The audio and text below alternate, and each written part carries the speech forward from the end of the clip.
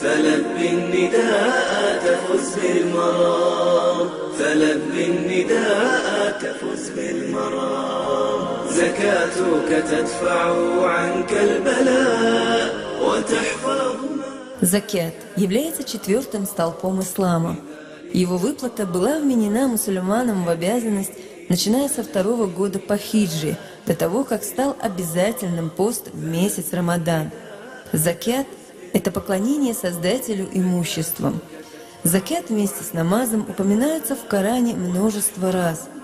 Этот факт подтверждает его важную роль в исламе. Закят — это ибадат, который избавляет сердце от скупости, очищает имущество, пробуждает в душах людей милосердие. Благодаря закяту зависть покидает сердца бедных и неимущих, и единство общества укрепляется. Закят увеличивает состояние верующего и сохраняет его баракат. Имущество, с которого был выплачен закят, оберегается Всевышним Аллахом. Пророк Мухаммад, да благословит его Аллах и приветствует, сказал: «Оберегайте ваше имущество выплатой закята».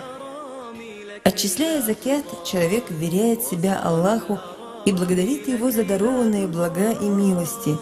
Он приносит пользу обществу и получает любовь окружающих.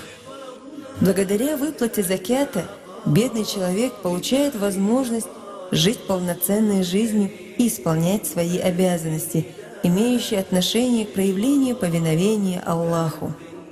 И он ощущает, что находится в достойном человеческом обществе, которое не забывает его, проявляет о нем заботу и протягивает ему руку помощи, не попрекая и не обижая его. Человек же принимает эту помощь из рук богатых, не чувствуя себя униженным, держа голову высоко поднятой и не теряя чувства собственного достоинства, так как он берет ту долю, которая принадлежит ему по праву. فما من شقاق وما من خصام، زكاتك تدفع عنك البلاء وتحفظ مالك أن أقام.